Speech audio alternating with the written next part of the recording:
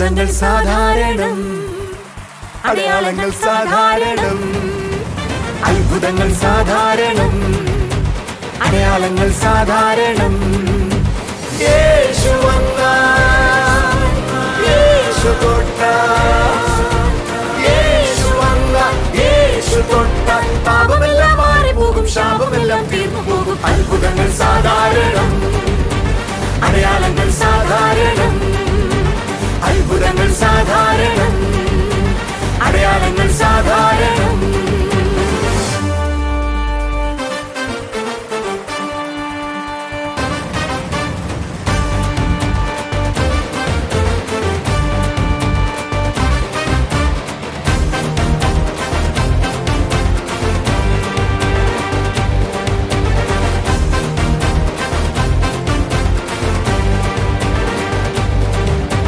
കർത്താവായ യേശുവിൽ വിശ്വസിക്കാം, നീയും നിന്റെ കുടുംബവും രക്ഷ പ്രാപിക്കും.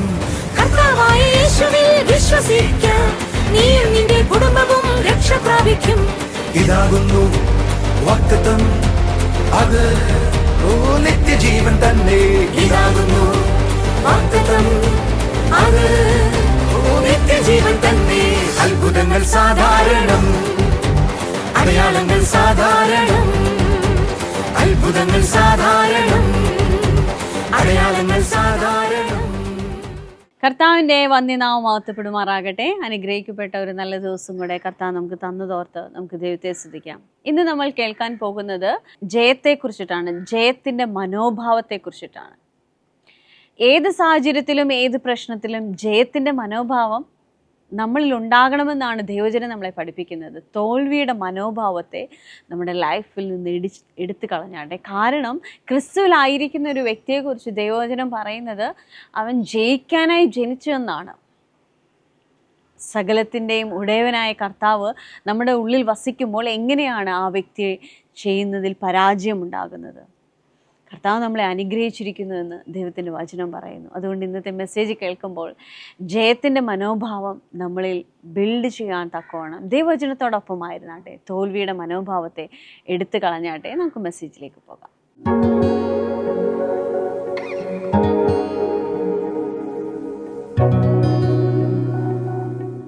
എനിക്കൊന്ന് ഏകദേശം 3 വർഷമായിട്ട് അത് കൂടുതലായിട്ട് ഞാൻ ജയം എന്നൊരു വിഷയമാണ് പഠിപ്പിക്കുന്നത് അല്ലേ. ചിലർക്ക് എന്നോട് ചോദിക്കാറുണ്ട്, എല്ലാ വിഷയത്തിലും ജയിക്കാൻ പറ്റുമോ, എല്ലായ്പ്പോഴും ജയിക്കാൻ പറ്റുമോ? ചിലരുടെയെങ്കിലും ചോദ്യം അത് സ്വാഭാവികമാണ്. എല്ലാ വിഷയത്തിലും ജയിക്കാൻ പറ്റുമോ? നമുക്കങ്ങനെ ചിന്ത പോലും ഇല്ല.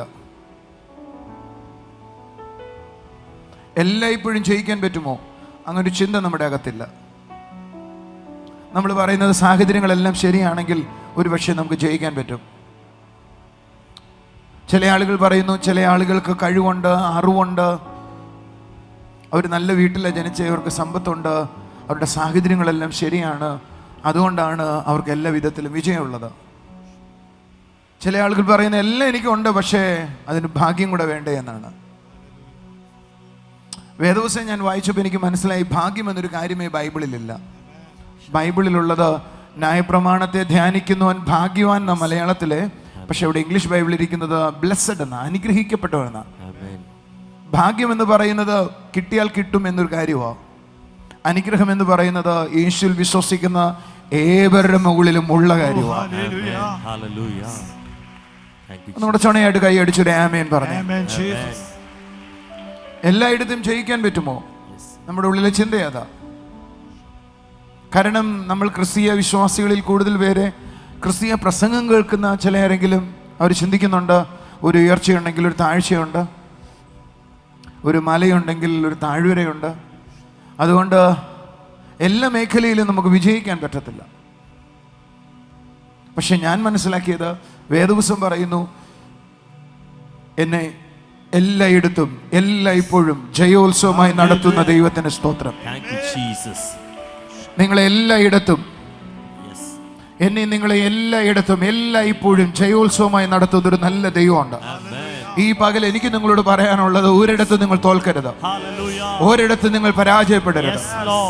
കൂടെ ഉണ്ടെങ്കിൽ കൈ അടിച്ചൊരു ആമേൻ പറ. ഹല്ലേലൂയ. ഒരിടത്തും പരാജയപ്പെടരുത്, ഒരിടത്തും തോൽക്കരുത്. തോൽവിയുടെ മനോഭാവത്തിൽ നിന്ന് പുറത്തു വരണം. ജയത്തിന്റെ മനോഭാവം കൊണ്ട് നിങ്ങളുടെ ഉള്ളിൽ നിറയ്ക്കണം. പലരുടെയും മനസ്സ് മുഴുവനും തോൽവിയുടെ മനോഭാവമാണ്. ഈ പകൽ 2024 തോറ്റത് മുഴുവൻ, പരാജയത്തിൽ പെട്ടത് മുഴുവനും വലിച്ചെറിഞ്ഞ് കളഞ്ഞിട്ട് പറ, ഈ വരുന്ന ദിവസങ്ങൾ എനിക്ക് ജയത്തിന്റെ ദിവസങ്ങളായിരിക്കും. ജയത്തിന്റെ ദിവസങ്ങളാണ്. ഞാൻ ഒരിടത്തും തോൽക്കുകയില്ല. എനിക്ക് തോൽക്കാൻ മനസ്സില്ല. എന്റെ കൂടെ ഉണ്ടെങ്കിൽ കൈയടിച്ചിട്ട് പറ, തോൽക്കാൻ എനിക്ക് മനസ്സില്ല.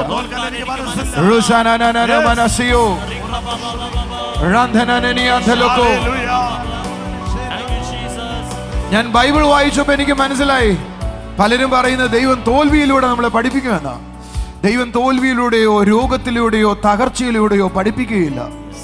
ദൈവം പഠിപ്പിക്കുന്നത് ദൈവത്തിന്റെ വചനത്തിലൂടെയാണ്. അവന്റെ വചനമാണ് എന്റെ കാലുകൾക്ക് ദീപമായിരിക്കുന്നത്. അവന്റെ വചനമാണ് എന്നെ വിശുദ്ധീകരിക്കുന്നത്. അവന്റെ വചനം ഊതിക്കഴിച്ചു എന്നാ പറയുന്നേ. എന്ന് പറഞ്ഞാൽ എല്ലാ കുറവും തീർത്തതാണ്. അത് എന്റെ അകത്തേക്ക് വരുമ്പോ എന്റെ കുറവ് അതിന് തീർക്കാൻ കഴിയും. എന്നെ ദൈവം തോൽപ്പിച്ചിട്ടല്ല പഠിപ്പിക്കുന്നത്, തകർത്തല്ല പഠിപ്പിക്കുന്നത്. ഒരു നല്ല ഹല്ലേലൂയ പറഞ്ഞാട്ടെ. പലരും പഴയ നിയമത്തിലെ, എനിക്ക് സന്ദീപ് എന്നോട് കഴിഞ്ഞ ദിവസം സംസാരിക്കുമ്പോൾ പറഞ്ഞൊരു വാചകം ഓർമ്മ വരുവോ? പഴയ നിയമത്തിൽ ഒരു വാചകമുണ്ട്, ദൈവം എൻ്റെ മുമ്പിലും പുറകിലും അടച്ചിട്ട് ദൈവത്തിന്റെ കൈ എനിക്ക് ഭാരമായി തീർന്നു എന്ന്.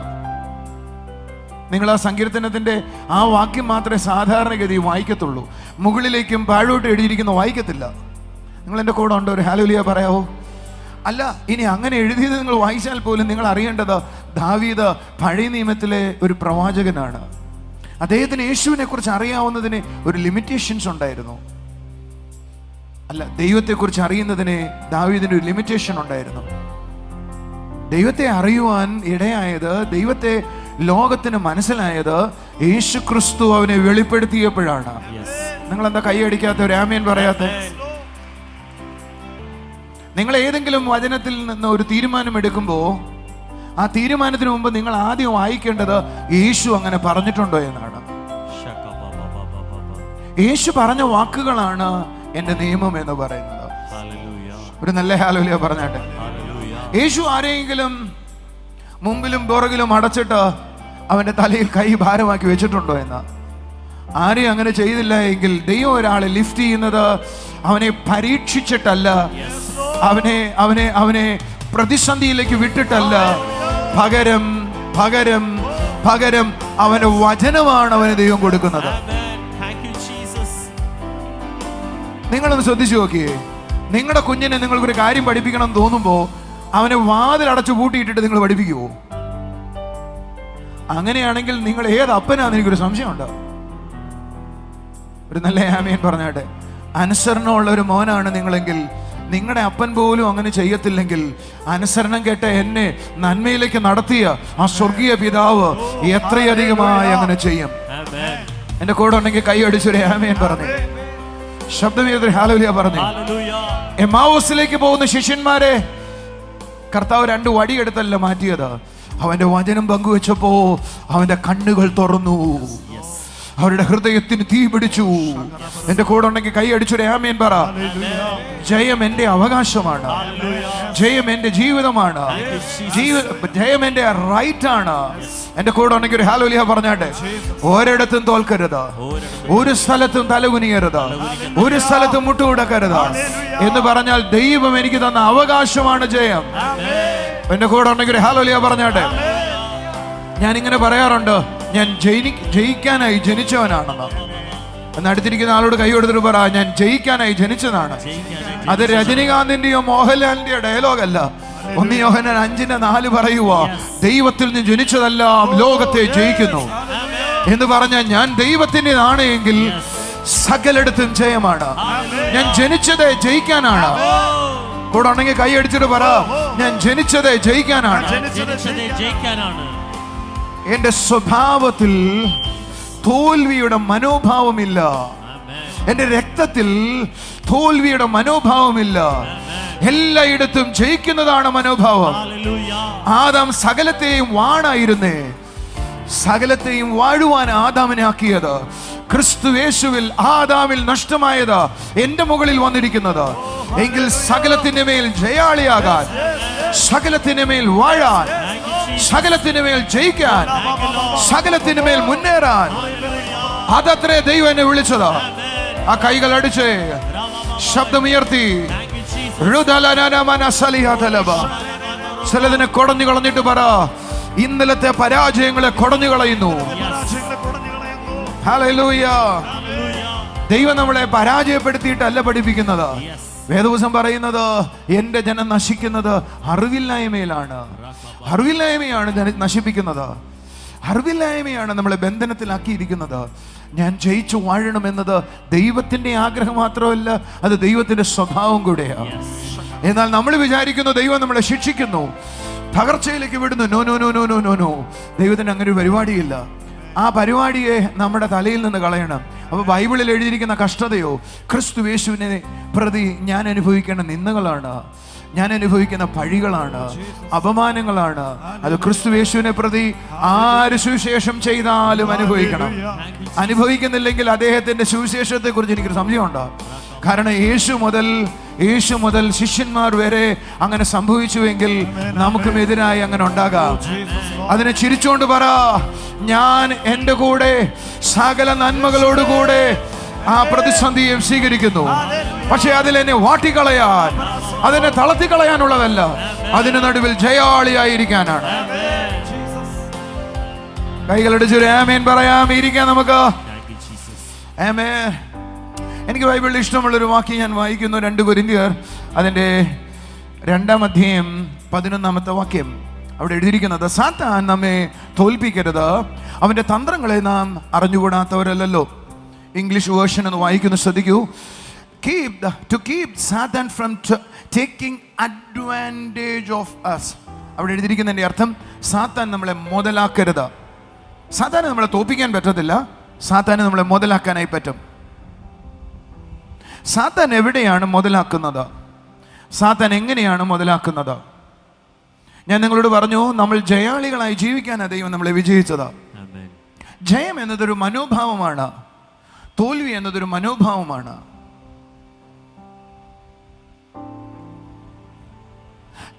എൻ്റെ തലവേദി ഇതാ, ഞാൻ എപ്പോഴും ഇങ്ങനെയാ, ഞാൻ എവിടെയും മുന്നേറി ഇതുവരെ ഞാൻ അനുഭവത്തിലില്ല. അയാളുടെ തലയിൽ എവിടെയോ സെറ്റ് ചെയ്ത് വെച്ചിരിക്കുക തോൽവി. അയാൾ എന്തെങ്കിലും ആരംഭിക്കണേക്കാൾ മുമ്പ് അയാൾ ചിന്തിക്കുന്നത്, ഓ ഇതെന്തായി തീരുന്നെന്ന് ആർക്കറിയാം, ശ്രമിച്ചു നോക്കാം, അത്രയേ ഉള്ളൂ അവരുടെ ചിന്ത. എന്നാൽ ജയം എന്ന് പറയുന്നത് ഒരു മനോഭാവമാണ്. ഞാൻ തൊടുന്നത് മുഴുവൻ അനുഗ്രഹിക്കപ്പെടും. നിങ്ങൾ എന്താ കൈയടിക്കാത്ത? ആമേൻ പറഞ്ഞാട്ടെ.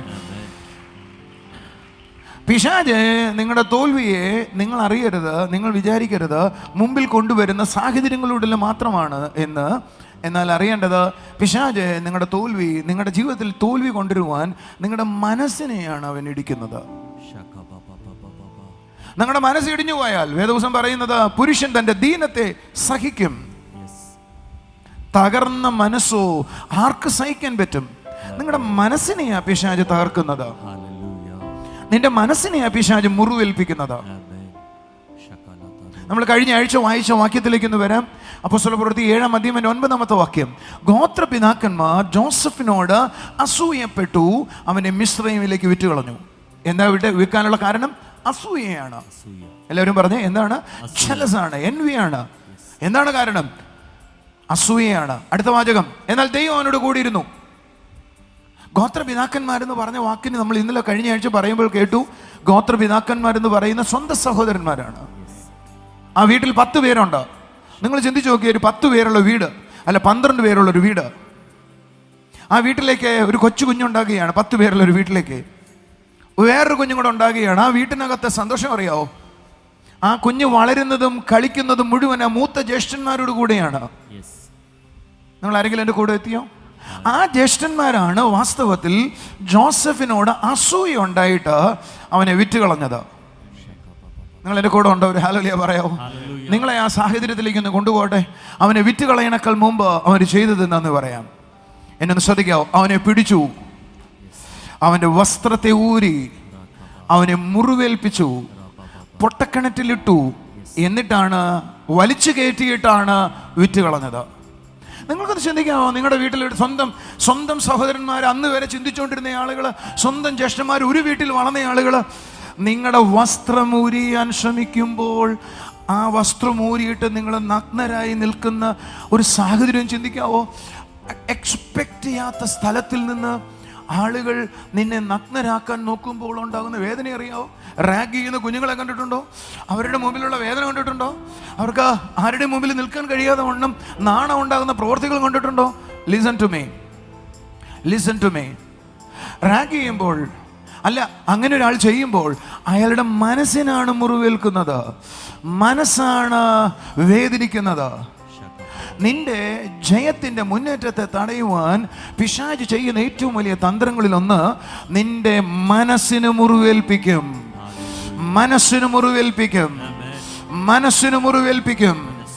ഇന്ന് പകൽ ഞാൻ ചിലരോട് ദൂത് പറയുക, ഈ പകലുകളിൽ നിന്റെ മനസ്സ് മുറിവേറ്റത് കൊണ്ട് എവിടെയൊക്കെയാണോ നീ പരാജയപ്പെട്ടത് അവിടെ നിന്ന് ദൈവം ഈ പകൽ നിന്നെ പുറത്തു കൊണ്ടിരിക്കുകയാണ്. മനസ്സ് മുറിവേൽക്കപ്പെടും.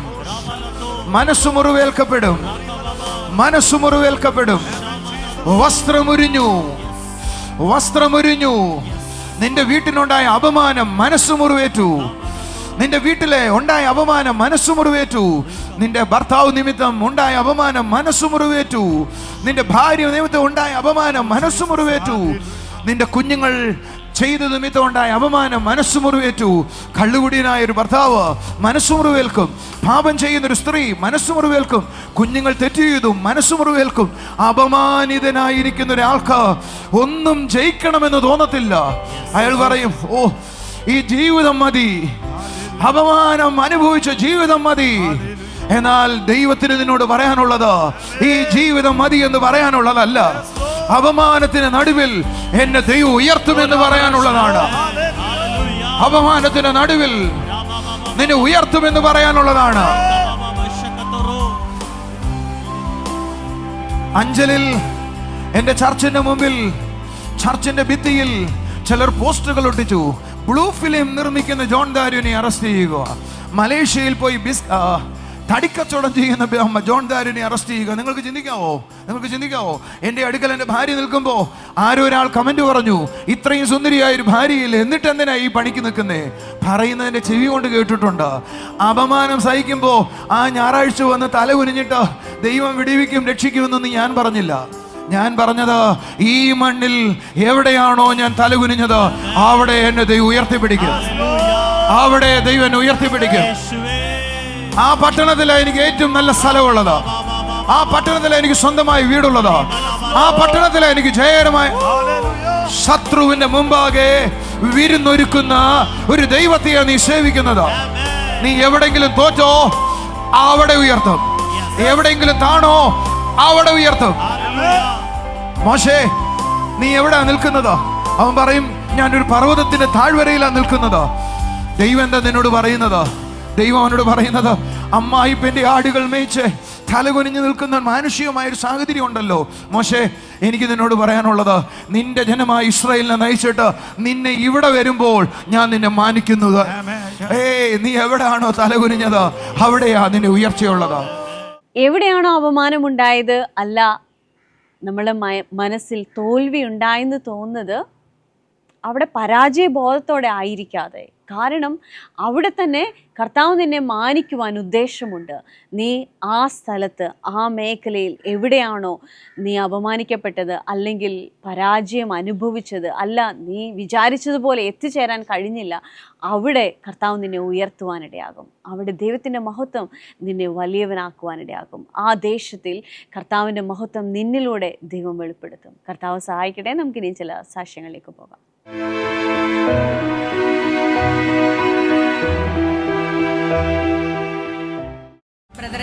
ഈ ബ്രദറിന്റെ പേര് സജീവൻ എന്നാണ്. ആക്കുളം എന്ന സ്ഥലത്തു നിന്നാണ് വരുന്നത്. നമ്മുടെ ചർച്ചിലെ അനുഗ്രഹിക്കപ്പെട്ട ഒരു കുടുംബമാണ്. ബ്രദറിന് ജോയിൻസിൽ വല്ലാത്ത വേദന ഉണ്ടായിരുന്നു. അപ്പോൾ 2 ആഴ്ച മുന്നേ ബ്രദറിനെ കണ്ട് പ്രാർത്ഥിച്ചു. ഈ വേദന കാരണം ബ്രദറിന് ഇരിക്കുവാനോ ഇരുന്നിട്ട് എഴുന്നേറ്റ് നടക്കാനൊന്നും സാധിക്കത്തില്ലായിരുന്നു. മീറ്റിംഗിന് കഴിഞ്ഞിട്ട് പുറത്തു നിന്ന് പ്രാർത്ഥിച്ചതിന് ശേഷം അത് മാറിപ്പോയെന്നാണ് ബ്രദർ സാക്ഷി. അതിന്റെ സിവിയർനെസ് എന്ന് പറയാം. എന്തുവായിരുന്നു ബ്രദറിന്റെ പ്രയാസം? മറ്റുള്ളവർക്ക് ഈ കാലിന് വേദന എന്ന് പറഞ്ഞാൽ വലിയ കാര്യമൊന്നും തോന്നത്തില്ല. എന്തായിരുന്നു പ്രധാനം?